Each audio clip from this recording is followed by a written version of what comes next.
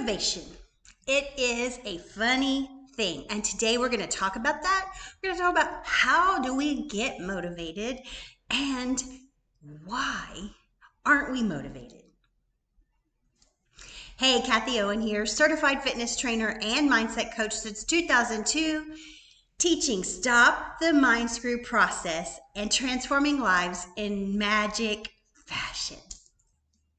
Stay tuned for bloopers. Don't forget. Today we're talking about motivation.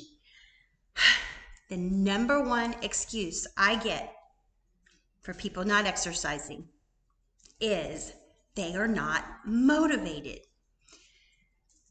Hell, I'm not motivated some days to exercise, and we're going to talk about that. By the way, I'm doing a behind the scenes quick time-lapse video of today's video, and I'll show it at the end of this video along with bloopers, because let me tell you something, I got some bloopers in this video because I lacked motivation to do this. However, consistency gave me the momentum I needed to get over that hump, because we're not always motivated. It just happens that way. It's human nature. Motivation is something that comes from inside you, and you're not always going to be motivated to do things. That's just human nature.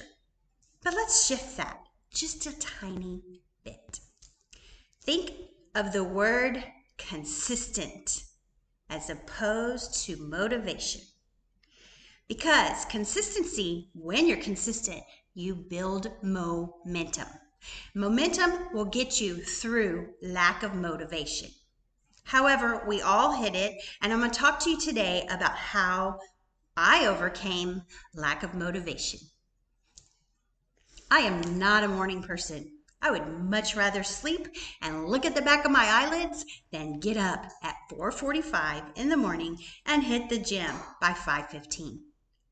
But I need to exercise. And what happened not too long ago was I hit a speed bump.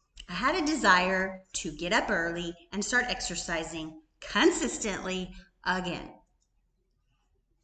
My external reason for doing so was I needed to be fit and healthy. And I know I felt better if I exercised. My internal desire was that I love to sleep. I'd rather sleep. But there's a little thing that helped me get over this hump. The old vehicle I used was I set my alarm and hopefully it would wake me up. But that wasn't enough. I still lacked motivation to get out of bed. So enter the conflict. My conflict that I hit was I was having headaches, was having brain fog. I was very tired in the afternoons around 2 or 3 o'clock. And that is not, I knew it was not healthy and it was not helpful.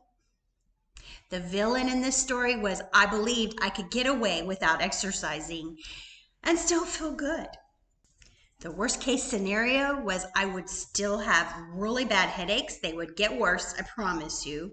I would feel more brain fog.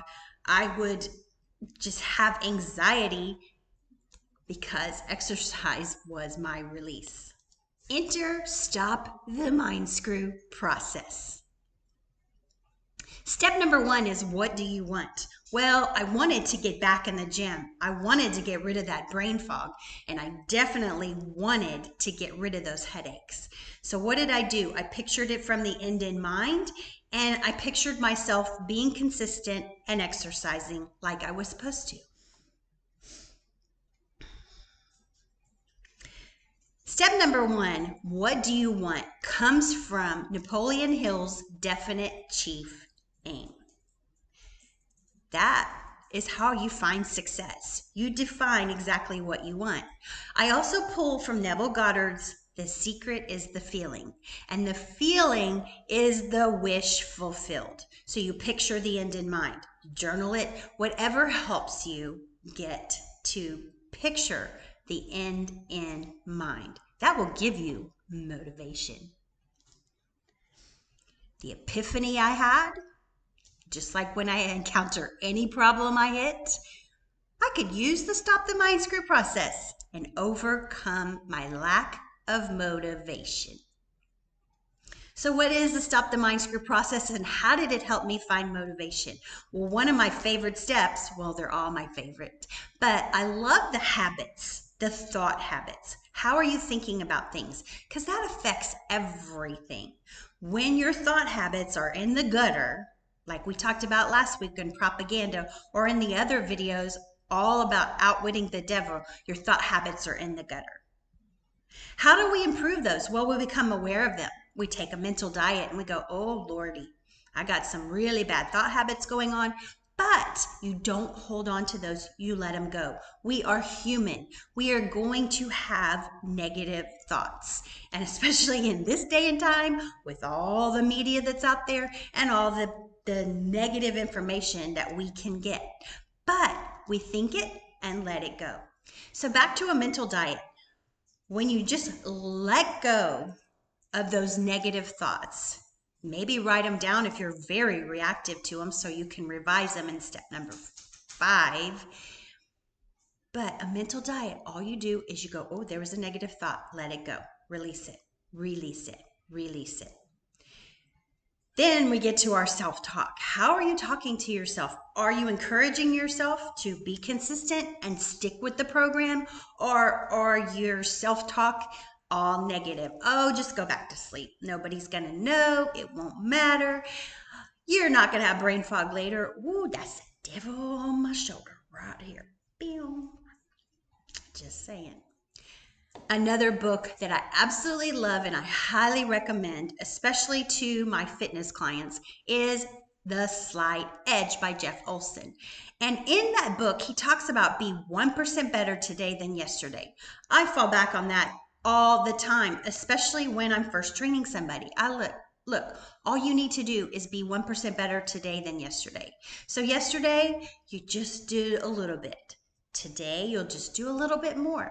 And just a little bit more. And in 100 days, you'll be 100% better.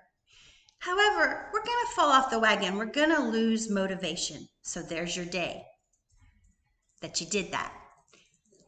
Let it go. And then tomorrow, it'll be easy to be 1% better today than yesterday. Just don't stay stuck in the consistency of lack of motivation, because that's where your momentum will go. So after using the stop the mind screw process, when I hit a speed bump, I had an achievement. I had a transformation. What happened? I became consistent in my workouts. I didn't have those headaches anymore in the morning. I started feeling great. No more brain fog. I feel awesome all day long. Does it happen every day? No, absolutely not. I am human. It happens. But I am now consistent and I'm back in the gym on a regular basis. No more headaches, no more brain fog. Whew, that was my transformation. So the next time you feel lack of motivation, which you're probably going to feel, it's totally normal. I want you to remember one word: consistency. Consistency is greater than motivation. Why? Because when you're consistent, you start getting momentum. And momentum builds up, and over time, next thing you know, you're just doing it. It's that 1% better today than yesterday and being consistent. Be sure to subscribe to my email list at this link right here, because what happens when you do that is you get the steps to stop the mind screw and how it relates to fitness. You'll also go on a little email journey with stories about how I transformed others' lives with mindset over fitness. That's the secret. Consistency. Remember that. All right, that's my video for today. I hope you liked it. Be sure to give it a thumbs up if you did, and share it with somebody who might be able to benefit from this and spread the wealth. All right. Peace out and namaste. Pew. The villain in this story was, I believed, the step number 1 in Stop the Mind Screw,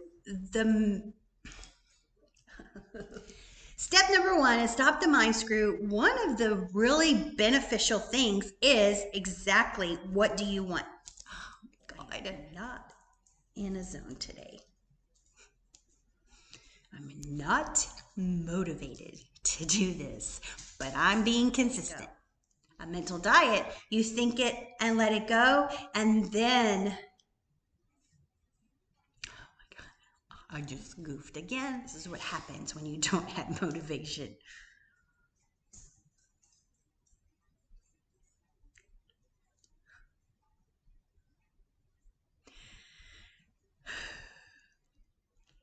If you'd like more information on this, I am hosting a